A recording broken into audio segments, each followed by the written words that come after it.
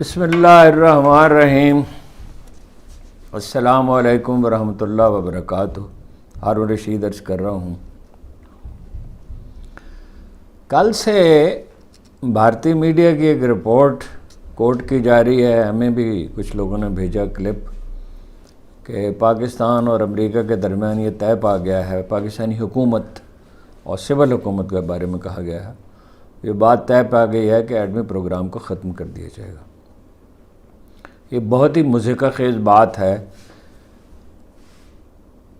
اتنا بڑا ہولناک واقعہ، اتنی بڑی مضمرات رکھنے والا واقعہ جب رونما ہوتا ہے تو وہ کسی دشمن ملک کے ٹی وی کے ایک خاص پروگرام میں اس کی خبر نہیں آتی، اس کے آثار و قرائن نظر آتے ہیں، اور اس میں پاکستانی قوم سینسیٹیو ہے اور فوج اس پہ سمجھوتہ نہیں کر سکتی۔ جو عسکری قیادت سے جو شکایت ہے وہ اور نوعیت کی ہے، وہ یہ نہیں ہے کہ پاکستان کی دفاعی صلاحیت ہی ختم کر دے، اور ایٹمی پروگرام تو اس علاقے میں امن کی ضمانت ہے۔ خوف کا توازن ہوتا ہے تو امن ہوتا ہے، اور میرا خیال ہے نہ کوئی ایسا مطالبہ کیا گیا ہے، نہ کوئی ایسی بات کی گئی ہے۔ جیسے اس طرح کی کوئی چیز آتی ہے، وہ انگریزی میں کہتے ہیں willingness to believe، جس سے ہم ناپسند کرتے ہیں اس کے بارے میں ہر بات پر، بری بات پر یقین کر لیتے ہیں، اور جسے پسند کرتے ہیں اس سے کوئی بھی خوبی اور کارنامہ منسوب کر دیا جائے تو اس پہ یقین کر لیتے ہیں۔ کوئی ایسی چیز کا دور دور تک کوئی نام و نشان نہیں ہے۔ اس طرح کے پراپیگنڈے میں نہ آئیں اور اس کو پھیلائیں نہیں۔ یعنی بالکل واضح قرآن مجید کی آیت ہے جو ٹھیک اس موقع، ایسے مواقع کے لیے ہے کہ جب کوئی فاسق تمہارے پاس خبر لے کر آئے تو اس کی تصدیق کر لیا کرو۔ اور رسول اللہ صلی اللہ علیہ وسلم نے فرمایا کہ کسی کے جھوٹا ہونے کے لیے اتنا ہی کافی ہے کہ سنی سنائی بات کو پھیلاتا رہے۔ اب یہ دانستہ جھوٹ بے شک نہ ہو، یعنی کوئی چاہتا نہ ہو، لیکن ہم چاہتے ہیں کہ جو ہم جسے ہم ناپسند کرتے ہیں وہ ناکام و نامراد ہو اور اس کی مذمت کی جائے۔ تو غزالی نے اس پہ بڑی زبردست بحث کی ہے، امام غزالی نے، موقع نہیں ہے میں عرض کروں گا۔ وہ کہتے ہیں کہ جب تم اپنے مخالف کے خلاف 9 سچے الزامات لگاؤ اور 10واں جھوٹا لگاؤ تو تمہاری کاوش جو ہے وہ ناکام ہو جائے گی، اس لیے کہ وہ اس جھوٹ کو پکڑ لیا جائے گا۔ یہ اسماعیلی تحریک کے زمانے میں انہوں نے کہا تھا۔ تو اس طرح کی باتوں میں نہ ہیں، جو بات جتنی ہے اتنی بیان کریں، وہ مبالغے سے فائدہ نہیں ہوتا اور نقصان پہنچتا ہے مبالغے سے۔ اور اس کو بہرحال فائنلی کیا کرنا ہے، یعنی آخر میں ملک میں امن چاہیے نا، مفاہمت چاہیے نا، تو وہ یہ خلیج کو اتنا نہ بڑھائیں، جتنی شکایت ہے، جتنا اختلاف ہے اسے اتنا ہی رہنے دیں۔ اور یہ جو انگریزی میں کہتے ہیں آگ سے کھیلنا، یہ آگ سے کھیلنے کی ایک طرح کی کوشش ہے۔ اس طرح کی چیزوں میں کیوں پڑتے ہیں لوگ؟ وہ انڈیا جو مرضی کہتا رہے، ہمیں دیکھنا ہوگا کہ عرضی حقائق کے ہیں، واقعتاً کیا رونما ہو رہا ہے۔ IMF سے مذاکرات ہو رہے ہیں اور بظاہر تو یہی اطلاع تھی کہ کامیاب ہیں اور اپروول دے دی جائے گی۔ ظاہر ہے امریکہ کیا اور کئی ملک بھی اس حکومت کو سپورٹ کرنا چاہتے ہیں، لیکن یہ ایک سامنے کی حقیقت ہے کہ امن کے بغیر استحکام نہیں ہو سکتا، اور امن کا میں اب آگے جا کے تفصیل سے بیان کرتا ہوں، امن کا امکان نہیں ہے فی الحال۔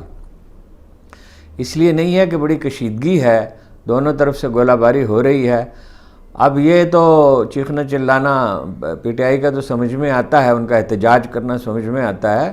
ان کی نشستیں چرا لی گئی ہیں، اور تھوڑی سی نہیں، تقریباً آدھی چرا لی، انہیں مہم چلانے نہیں دی گئی، ان کے لیڈر کو گرفتار کیا گیا، ان کے کاغذات چھینے گئے اور عوام نے مسترد کر دیا۔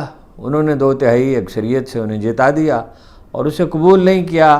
تازہ ترین وہ عرض کیا تھا، اب اس کی تو کچھ تفصیل بھی ہے، بلال اعجاز کے پہلے 7,000 ووٹ مسترد کیے گئے، اب 8,000 ووٹ مسترد کیے گئے گوجرانوالہ میں، اور وہ تو یہ کہتے ہیں کہ 20-25 ہزار ووٹ جعلی بھی ڈالے گئے، لیکن چلے جعلی کو چھوڑ دیں، وہ تو جیت گئے تھے۔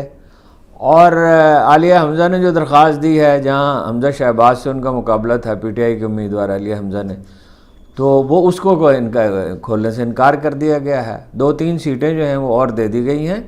اس سے امن تو نہیں ہوگا۔ کہا جاتا ہے کہ مقصود یہ ہے کہ نون لیگ کو 2/3 اکثریت دے دی جائے، نواز شریف صاحب کا عمل دخل کم کیا جائے، لیکن یہ اس طرح کی چیزوں سے فائدہ نہیں ہوتا. وہ جو انگریزی میں کہتے ہیں honesty is the best policy. Syed Abul Ala Maududi اس پہ تنقید کیا کرتے ہیں دیانت داری جو ہے وہ پالیسی کے طور پہ اختیار نہیں کی جاتی.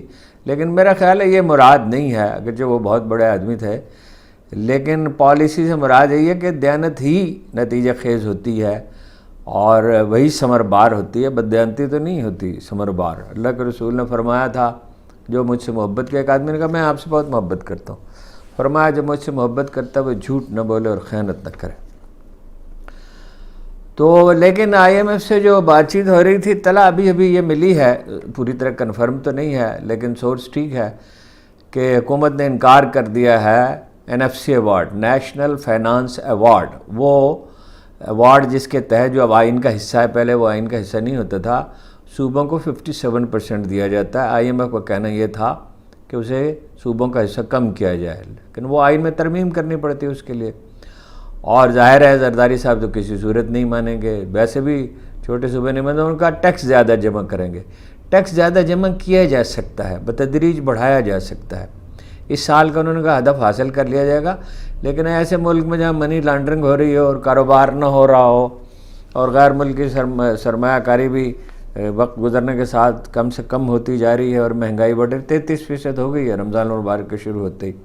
خیال یہ تھا، خیال کیا تجزیہ یہ تھا کہ 23% مہنگائی اس سال بڑھے گی، جو بجائے خود خوفناک ہے، لیکن 33% بڑھ گئی ہے.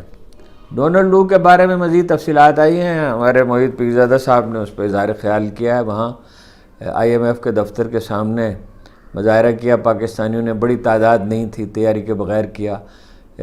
حکومتی حلقے تو اب یہ کہیں گے کہ دیکھیے پاکستان کی امداد رکوانے کی کوشش کی جا رہی ہے. وہ تو صرف انہوں نے یہ کہا کہ صاف الفاظ میں کہا، محیط پیرزادہ صاحب نے خاص طور پہ، کہ امداد روکنے کی نہیں بات کر رہے ہیں، ہم کہہ رہے ہیں کہ الیکشن میں جو دھاندلی ہوئی ہے اس کی تحقیقات کی جائے. تو اس کا کوئی بہت فائدہ تو نہیں ہوگا، لیکن چیزیں ریکارڈ پہ آئیں گی اور ایک نفسیاتی دباؤ تو ہوگا.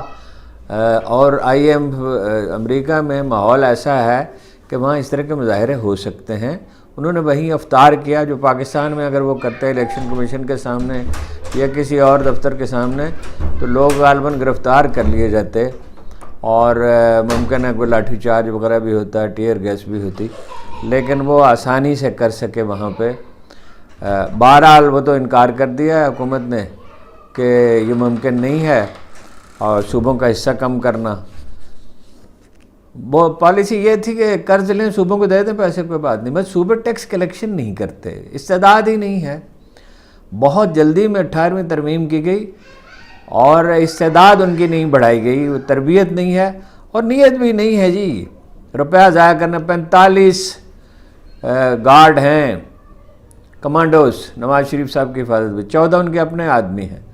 اب ان کے گھر کو وزیر اعلیٰ ہاؤس قرار دے دیا. وہ نواز شریف صاحب جو ہیں وہ 5, 7, 10 لاکھ روپے 20 لاکھ روپے جیب سے خرچ نہیں کر سکتے اپنے گھر پہ. وزیر اعلیٰ ہاؤس قرار دینے کا مطلب یہ ہے کہ اس کے اخراجات جو ہیں وہ سرکاری طور پہ ادا ہوں گے. کتنی عجیب بات ہے، کتنی آدمی حیرت زدہ رہ جاتا ہے. میں ابھی کچھ مواد کسی دوست نے بھیجا ہے کہ سنگاپور میں وزیر اعظم کا انتخاب کیسے ہوتا ہے، وہ پورے اس کے کردار کا جائزہ لیا جاتا ہے کہ کوئی ٹریفک قانون کے خلاف ورزی تو نہیں کی، پرفارمنس کیسی رہی وزارت کی، اور کوئی کسی قانون کے خلاف ورزی نہیں کی وغیرہ وغیرہ. ایک بڑا دلچسپ انڈیکس ہے، وہ ابھی میں نے دیکھا، اس پہ بات کروں گا. اور کہاں یہ حال ہے کہ سابق وزیر اعظم جو کھرب پتی ہیں اور وہ اپنا ان کے گھر کے اخراجات جو ہیں وہ حکومت پنجاب برداشت کرے گی، ان کی حفاظت کا بندوبست بھی حکومت پنجاب کرے گی، اور سب دیکھ بھال ان کی ہر چیز جو ہے. یہ بدعت ویسے بھٹو صاحب نے شروع کی تھی، میں نے تو کل 5 لاکھ روپے خرچ کیے تھے، جو آج کے حساب سے بھی 5 کروڑ 7 کروڑ 10 کروڑ روپے ہوں گے. اس سے پہلے یہ نہیں تھا، کیمپ آفس قرار دے دیا جاتا تھا، وزیر اعظم جہاں جاتے تھے مگر اخراجات نہیں ہوتے تھے. انہوں نے اپنے گھر کی تزئین و آرائش کی تھی 5 لاکھ روپے، مگر یہی تھی بے قاعدگی اس معاملے میں. کیا مزاحمت جاری رہے گی؟ جی اسد قیصر صاحب نے کہا ہے، اگرچہ وزیر اعظم سے ملے ہیں وزیر اعلیٰ پختونخوا، مگر انہوں نے بھی یہ کہا ہے مزاحمت جاری رہے گی۔ اب ایک طرف مولانا فضل الرحمان تحریک چلا رہے ہوں گے، ایک طرف پی ٹی آئی جاری رکھے گی مزاحمت، تو یہ تو دباؤ بڑھتا جائے گا۔ سمندر پار پاکستانی بھی مظاہرے کرتے رہیں گے، سوشل میڈیا پہ بھی کچھ نہ کچھ آتا رہے گا۔ بالکل پابندی لگا دیں تو اس کی کوئی اور صورت احتجاج کی نکل آئے گی۔ واحد راستہ جو ہے، جو غلطیاں کی ہیں، جو زیادتیاں کی ہیں، وہ انڈو کیا جائے۔ سارے لوگوں کو آپس میں بات کرنی پڑے گی، اس کے سوا کوئی چارہ نہیں ہے۔ امن کے بغیر کوئی ترقی نہیں ہوتی۔ ایک تو یہ ہے ایران جیسی صورتحال پیدا ہو جائے، مخاصمت میں ہے کسی سپر پاور کے ساتھ۔ ہماری صورتحال ویسی تو نہیں ہے، ہم تو الٹا امریکہ کی گود میں جا بیٹھے ہیں اور بھک منگے بن گئے ہیں۔ ایک طرف فضل الرحمان صاحب تحریک چلا رہے ہوں گے، اور میرا خیال ہے انہیں کچھ کرنا پڑے گا، اس لیے کہ اگر وہ کوشش تو ان کی ہوگی انہیں منا لیں اور کچھ نہ کچھ انہیں دیں اور کوئی سودا بازی کریں، لیکن ان کی تو سیاست ہی ختم ہو جائے گی اس سے۔ پہلے ہی تاثر ان کو کوئی بہت اچھا نہیں ہے۔ اب جو بہتر ہوا ہے اس سے کہ بھئی یہ احتجاج کر رہے ہیں دھاندلی پہ، تو اس کا حل نہیں ہے، کوئی حل اس کا نہیں ہے، اس کے سوا کہ جو غلطی ہوتی ہے انڈو کیا جائے اس کو۔ ایک قضیے میں ایک مشہور شخصیت کے بھائیوں پہ الزام تھا کہ انہوں نے کچھ ڈی ایچ اے کے ساتھ معاملات ان کے اس میں کچھ خرابی ہے، کچھ انڈیویجول کے ساتھ خرابی ہے۔ ایک بار مجھے بلایا گیا، ایک بہت اہم شخصیت نے بلایا اور مجھ سے پوچھا کہ اس مسئلے کا حل کیا ہے۔ میں نے کہا اس کا تو حل بہت آسان ہے، ایک آدمی کو بلائیں، سالس کو بنائیں، اس کو جو کمپیٹنٹ ہو، بہتر ہے چارٹرڈ اکاؤنٹنٹ ہو، تو وہ حساب کتاب کرے، اگر کسی کو کچھ لینا دینا ہے تو وہ طے ہو جائے۔ تو انہوں نے کہا از اٹ دیٹ سمپل، کہ یہ اتنی سادہ بات ہے؟ میں نے کہا جی حساب کتاب اتنا ہی سادہ ہوتا ہے، وہ مشق ضرور کرنی پڑے گی۔ تو جو چیزیں غلطیاں ہو جاتی ہیں ان کا تدارک کرنا پڑتا ہے، اور اس میں یہ ہے کہ آپ ماضی کو بدل تو نہیں سکتے، جو رعایت ممکن ہو وہ دی جاتی ہے، لیکن یہ ہے کہ جس حکومت کی بنیاد ہی یہ ہے کہ اس کے آدھے ممبر جیلی ہیں، تو وہ پرفارم کیسے کرے گی؟ اور آپ 70% آبادی کو اپنا معاملات سے الگ کیسے کر سکتے ہیں؟ اور یہ جبر کے ساتھ جبر کتنا اثر چلتا ہے، خوف کتنا عرصہ باقی رہتا ہے؟ یہ وہ چیزیں ہیں جو بار بار ہم عرض کرتے ہیں۔ ان کا ایک گفتگو چیف الیکشن کمشنر نے ایک بہت معروف اخبار رمیز کے ساتھ کی ہے، جس میں انہوں نے اپنا کیس پیش کیا ہے، اور انہوں نے یہ کہا ہے کہ مجھے قتل کرنے کا منصوبہ بنایا گیا تھا، مجھے اس کے ثبوت دکھائے گئے تھے۔ کتنے لوگ، اور اشارہ پی ٹی آئی کی طرف کیا ہے، کتنے لوگ پی ٹی آئی نے قتل کرائے ہیں؟ کیسی بچگانہ بات! اور یہ کہ میں بالکل انصاف پسند ہوں۔ یہ آپ کیسے انصاف پسند ہے؟ یہ کیسے الیکشن آپ نے کرائے؟ اور دلیل یہ تھی کہ میں نے ضمنی الیکشن ٹھیک کرائے تھے اور بحثیت مجموعی، اور کہا کہ حمزہ تھے وزیر اعلیٰ، اگر وہ چاہتے تو ایک سیٹ بھی نہ ملتی۔ کیسے نہ ملتی؟ اب جو اس جنرل الیکشن میں جتنی زیادتی ہو سکتی تھی، جتنا جبر اور طاقت کا استعمال ہو سکتا تھا، جو بھی حربے استعمال ہو سکتے تھے، اس کے باوجود ان کے لوگ جیتے، تو ایک سیٹ کیسے نہ جیتتے؟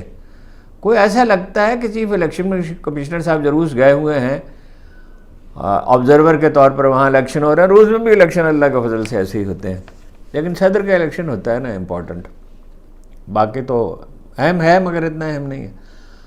تو اس میں انہوں نے ایک سیٹ بھی نہیں جی سکے، کیسے ہے؟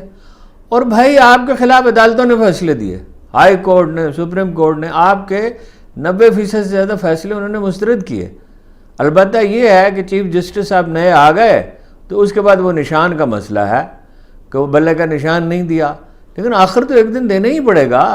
اب کیا کریں گے 70% آبادی کا؟ اس طرح تھوڑی ہوتا ہے۔ اور جہاں یہ ہوتا ہے، جیسے لوممبا کے کیس میں تھا، وہ ایک بڑا طویل پس منظر ہے، میں بیان کروں، جن ملکوں میں یہ ہوتا ہے یا برما میں ہوا ہے، تو وہاں پھر معاشی ترقی کا اور امن کا کوئی امکان باقی نہیں رہ جاتا۔ اور قتل کے منصوبے کی تو ایسی عجیب بات انہوں نے کی، اور کہا کہ ایک ضمنی الیکشن تھا، غالباً محسن لغاری والے الیکشن کی طرف اشارہ کیا، ساؤتھ پنجاب میں وہی ضمنی الیکشن ہوا تھا، تو اس میں ہم نے کوئی مداخلت نہیں کی اور ان کا آدمی جیت گیا۔ مداخلت کیوں نہیں کی جی؟ کوئی اخبار نویس جو ہے وہ محسن لغاری والے الیکشن کا معلوم کرے۔ ہم نے تو معلوم کیا تھا قبائل میں جو لوگ، برادریوں میں جو لوگ بارسوخ تھے ان کو ترغیبات دی گئیں، بعض پہ دباؤ ڈالا گیا، ایک آدھ کو گرفتار بھی کیا گیا، اور یہ بالکل نون لیگ جو ہے وہ مطمئن تھی، پیپلز پارٹی کی حمایت بھی حاصل تھی کہ 18-20 ہزار سے جیت جائیں گے، مگر بری طرح ہار گئے۔ تو لوگوں کی اکثریت تو پی ٹی آئی، اور پھر یہ کہتے ہیں میں پی ٹی آئی کی بڑی قدر کرتا ہوں، رائے عامہ کی حمایت اسے حاصل ہے، بڑی پارٹی ہے، اور یہ تو بڑا ملک کی خدمت کر سکتی ہے، اور خصوصی سیٹیں جو انہیں اس لیے نہیں دی گئیں کہ انہوں نے فہرست نہیں دی تھی۔ او بھائی، انہوں نے آپ نے انہیں موقع کب دیا کام کرنے کا؟ یعنی کمال ہے۔ وہ کہا تھا ایک لاہور کے مشہور ایڈیٹر کے بارے میں، کالم نگار بھی ہیں، ٹی وی پہ بھی آتے ہیں، شعیب بن عزیز نے، کہ مقدمہ جتنا ذرا کمزور ہو اتنے ان کے دلائل مضبوط ہوتے ہیں۔ تو وہ دلائل سے تو یوں لگتا ہے کہ جیسے ان کی بات میں کچھ سچائی کا عنصر ہے، اس میں کچھ سچائی کا عنصر نہیں ہے۔ اور یہ کہا کہ پیپلز پارٹی اور نون لیگ مقابلہ کر سکیں یا نہ کر سکیں پی ٹی آئی کا، میں مقابلہ کروں گا، اور تردید کی کہ مجھے کینیڈا میں سفیر نہیں لگایا جا رہا۔ کینیڈا میں نہیں لگائیں گے، کہیں اور لگا دیں گے، کہیں بھی نہیں لگائیں گے، کوئی اور مراعات آپ کو دے دیں گے، اور کہتے ہیں مجھے جنرل باجوہ نے مقرر نہیں کیا تھا، میں نے کوئی درخواست نہیں کی تھی۔ اور کس نے مقرر کیا تھا؟ کسی نے تو مقرر کیا تھا نا، عمران خان تو آپ کو نہیں جانتے تھے۔ اس پہ تو پھر خیر کبھی تفصیل سے بات کریں گے کہ ہاں جناب کا تقرر کیسے ہوا، اور کارنامے تو ان کے معلوم ہی ہیں۔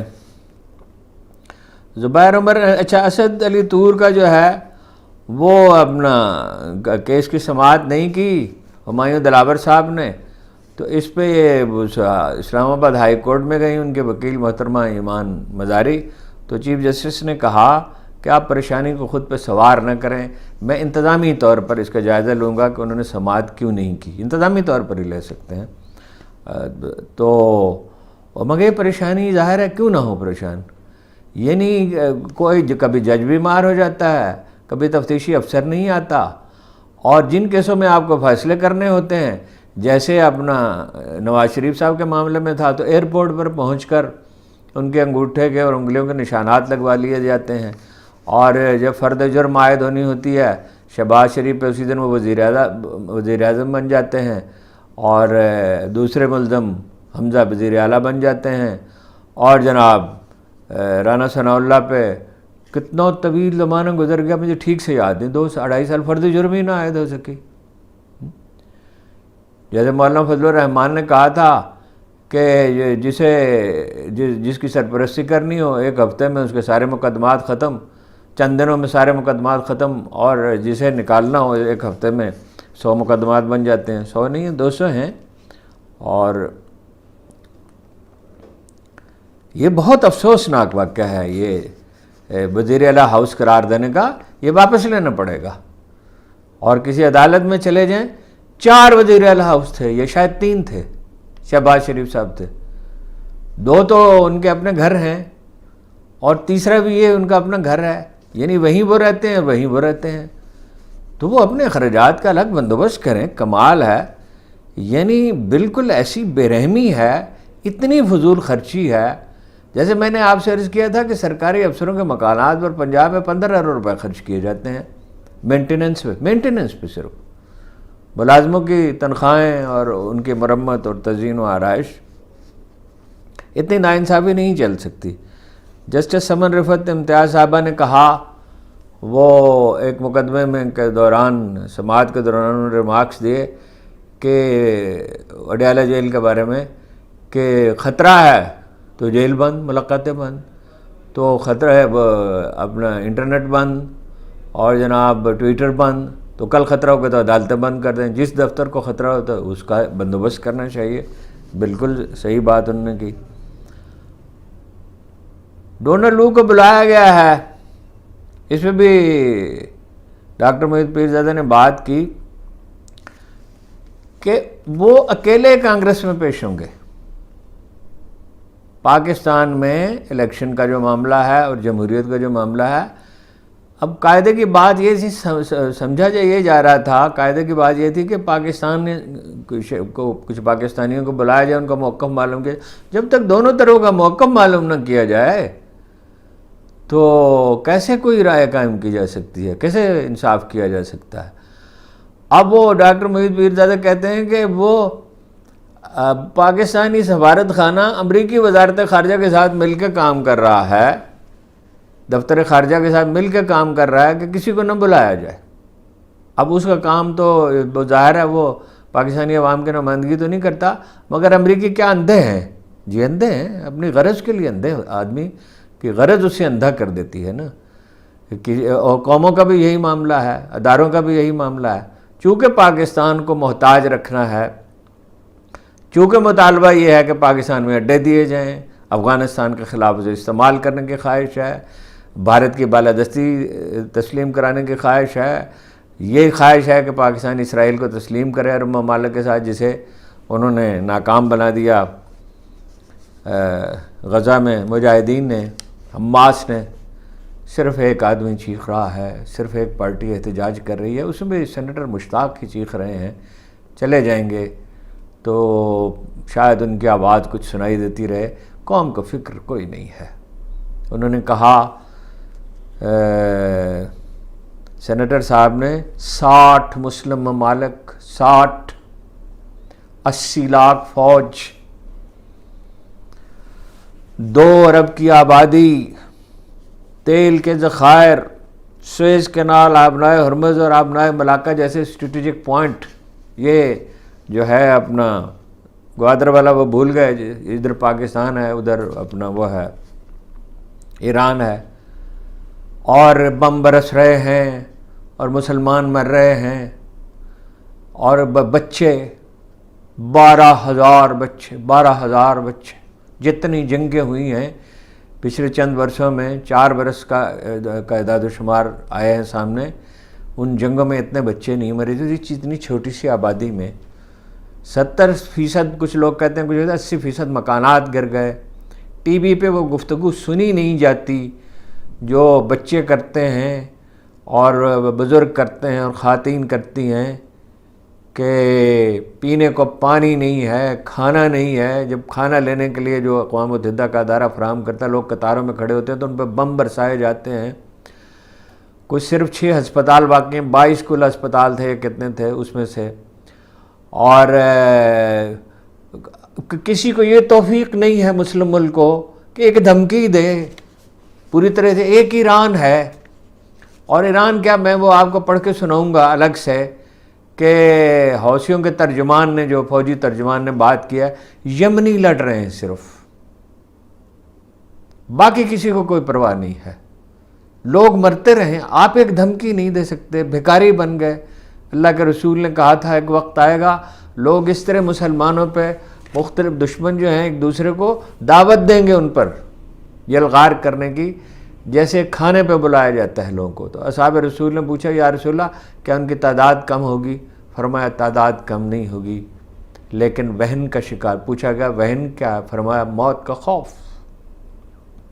مرنا تو ہے ہی، جس کا جو وقت لکھا ہے اس وقت اسے چلے جانا ہے، رزق مقرر ہے، عزت اور ذلت اس کے ہاتھ میں ہے، زندگی اس کے ہاتھ میں ہے، اور آزمائش اور مسرت اس کے ہاتھ میں ہے۔ مگر یہ تو زبان سے ہم کہتے ہیں، سارے مسلمان مل کے ایک OIC کی کانفرنس نہیں ہو سکتی اس پہ، جو ہوئی وہ ایسے ہی لپ سروس برائے نام، کہ انہیں کھانا مہیا کرنے کی تو اجازت دی جائے، انہیں پانی نہیں ہے، کھانا نہیں ہے، شرم سے ڈوب مرنے کی بات ہے۔ اس کے بعد آپ یہ توقع کرتے ہیں کہ برکت نازل ہوگی، اللہ کی رحمت نازل ہوگی، جب قرآن مجید صاف الفاظ میں کہتا ہے کہ تم ان کے لیے لڑتے کیوں نہیں ہو جو کمزور پا کر دبا لیے گئے ہیں، جہاں عورتیں اور بچے فریاد کرتے ہیں۔ شرم کی بات ہے، کوئی عالم دین نہیں بولتا۔ پاکستانی میڈیا جو ہے اس میں کبھی کوئی ذکر نہیں ہے، پاکستانی سیاست کا تجزیہ ہوتا رہتا ہے، اس کا کچھ بندوبست کیا ہے، انشاءاللہ اس میں ریگولر کچھ پروگرام کریں گے، اگر یہ جاری رہ سکا۔ کوشش ہے لوگوں کی کہ یہ ختم ہو جائے، کہ اللہ کو منظور ہوگا تو جاری رہے گا، جب تک آزاد ہیں اس وقت تک تو انشاءاللہ بات کرتے رہیں گے، اور نہیں ہوں گے تو پھر ظاہر ہے ہماری ذمہ داری نہیں ہے۔ MQM میں اختلافات ہیں، خوشبخت شجاعت کا نام تجویز کیا گیا گورنر کے لیے. کہا جاتا ہے کہ پارٹی کے باہر سے تجویز کیا گیا. کوئی حرج نہیں, باہر سے تجویز کیا گیا ہے تو معقول خاتون ہیں. سکول 2 عدد سکول وہ چلاتی ہیں جس میں بہت کم فیسوں پہ بڑی اچھی پڑھائی ہوتی ہے. شہرت ان کی اچھی ہے, کوئی شخصیت پہ داغ نہیں ہے. اور اس پہ بھی اختلاف پیدا ہو گیا کہ یہ طے پایا تھا کہ جو عہدیدار ہیں وہ کوئی وزارت نہیں لیں گے. خالد مقبول صدیقی نے اپنا وزیر بن گئے. زبیر عمر صاحب نے کہا ہے کہ میں جو جنرل باجوہ سے ملا تھا, ظاہر ہے انہی ملاقاتوں کے نتیجے میں, اور احمد خان ملتے رہے, ان ملاقاتوں کے نتیجے میں یہ طے پایا نواز شریف صاحب واپس آئیں گے, حکومت لی جائے گی, عمران خان سے واپس لی جائے گی. امریکی بھی یہی چاہتے تھے. تو انہوں نے یہ کہا ہے کہ مجھے نواز شریف صاحب نے اور محترمہ نے کہا تھا, محترمہ مریم نواز نے, اور شہباز شریف کو پتہ نہیں تھا. یہ ہے سیاست. ابوالکلام نے ٹھیک کہا تھا کہ سیاست کے سینے میں دل نہیں ہوتا, اور کسی نے اس پہ اضافہ کیا کہ آنکھ میں حیا بھی نہیں ہوتی. حیا ہوتی ہی نہیں ہے اقتدار کے کھیل میں. دل جو ہے وہ پتھر ہو جاتے ہیں. وہ اب واحدی ہوئے ابوالکلام سے منسوب ایک فکرہ وہ جو ہے وہ سوشل میڈیا پہ دکھایا جا رہا ہے کہ پاکستان میں یہ ہوگا اور یہ ہوگا اور لوگ پچھتائیں گے اور فلاں, اور نہ ہو تو میری قبر پہ جوتے مارنا. یہ ابوالکلام کی زبانی نہیں ہے. میری قبر پہ آ کے جوتے مارنا, اول تو جوتے مارنا اردو میں مستعمل جوتے برسانا ہوتا ہے. تو یہ ابوالکلام کی زبان ہی نہیں ہے. اور ابوالکلام کے جناب ابوالکلام کا جو تجزیہ تھا, ٹھیک ہے وہ بہت بڑے آدمی تھے, عظیم نثر نگار تھے, عظیم خطیب تھے, بڑے عالم تھے, بڑے اسکالر تھے. تجزیہ تو ان کا غلط ثابت ہو گیا. وہ ہماری حماقتوں سے مشرقی پاکستان ضرور الگ ہوا اور ہم ایک نظام عدل قائم نہیں کر سکے, مگر کشمیر میں مسلمانوں کے ساتھ کیا ہو رہا ہے, بھارت میں مسلمانوں کے ساتھ کیا ہو رہا ہے. دشمن کو ہم نے پراپیگنڈے کا موقع دے دیا ہے, بلکہ ہم خود اسے پھیلا رہے ہیں. جیسے میں نے ایٹمی پروگرام کی بات کی, آنکھیں کھول کر جینے چاہیے. تجزیے کی خرابی ہی سے عمل کی خرابی کا آغاز ہوتا ہے. جب تجزیہ غلط ہو جاتا ہے تو حسن عمل بھی باقی نہیں رہتا. یہ شاعری نہیں ہے, یہ زندگی ہے. اور زندگی میں بنیادی تجزیہ درست ہونا چاہیے, اور بنیادی تجزیہ ہیجان میں اور نفرت میں نہیں ہو سکتا, محبت میں بھی نہیں ہو سکتا, بارفتگی میں بھی نہیں ہو سکتا. بہت بہت شکریہ آپ کا. انشاءاللہ بہت اہم موضوعات تھے, کچھ رہ گئے, کل اس پہ بات کریں گے. اور کچھ نہ کچھ تو رہ جاتے ہیں. فارسی کے شاعر نے کہا تھا, کار دنیا کسے تمام نہ کر, ہر کہ گیرت مختصر گیرت. دنیا کا کام کبھی کسی نے مکمل نہیں کیا, جس نے بھی اس دنیا کو تھاما تھوڑی سی دیر کے لیے تھاما. آپ کا بہت بہت شکریہ.